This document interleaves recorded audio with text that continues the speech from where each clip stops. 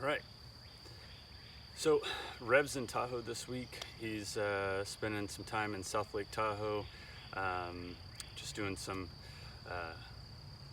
vacation type time and getting away for a little while. So I still wanted to get out and carry on kind of the video series that we were talking about starting last week when we showed my wife's backpack, and started kind of mentioning that my wife and I have a trip coming up.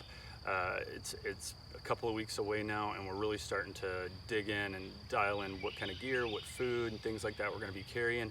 So this week I wanted to talk to you about the 2 tents that she's got it narrowed down to. So I'm kind of taking more of an advisory standpoint. I want her to have the most enjoyable trip possible. So she's got it narrowed down to these 2. I'm going to set them up for you. I'll probably split it up into 2 different videos, but this first video is going to be about the REI Quarter Dome 2.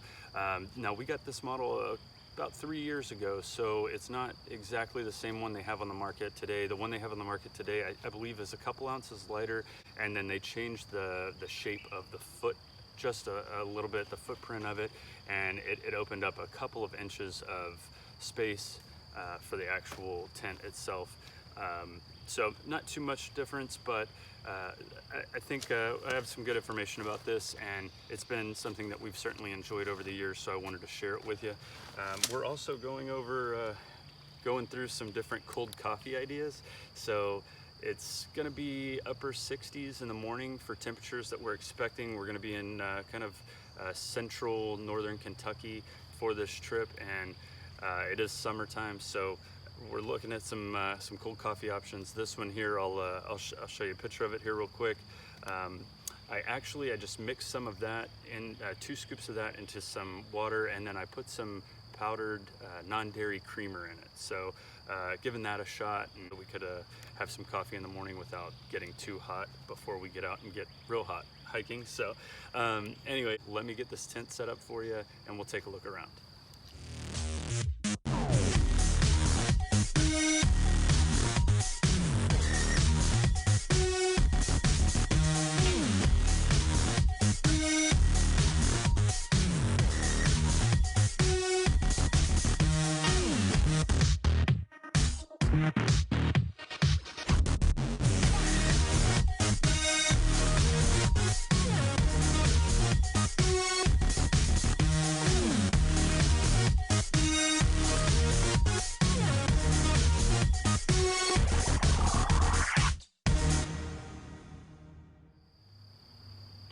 All right, now I have the main tent body pitched up. Just wanted to go over a couple of technical things so that I could get those out of the way before we put the rain fly on, and take a look at some of the features of the tent itself. So it is an asymmetrical tent.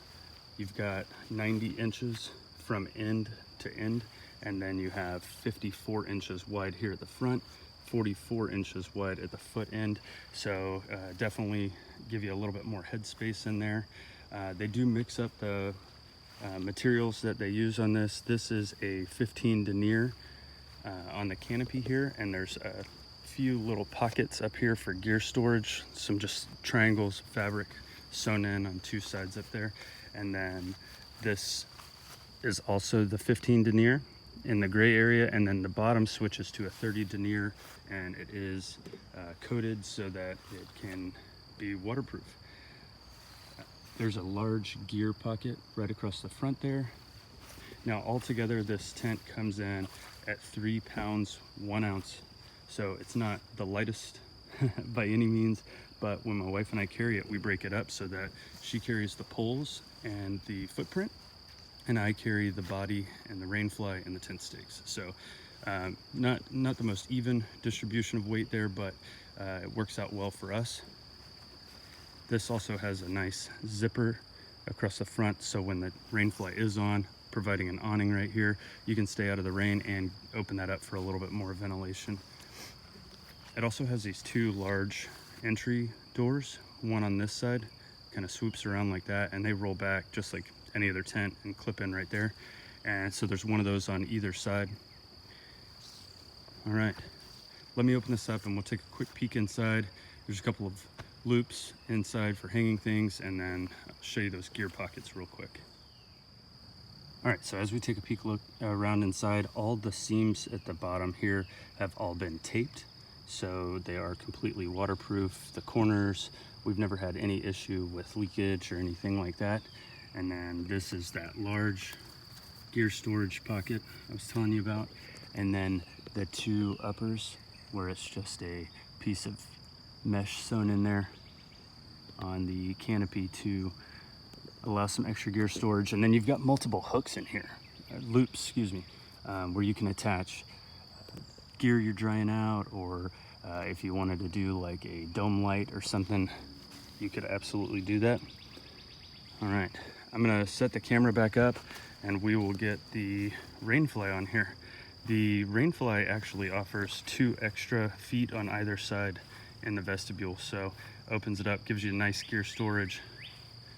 It's a pretty neat setup, so I'll get that going here.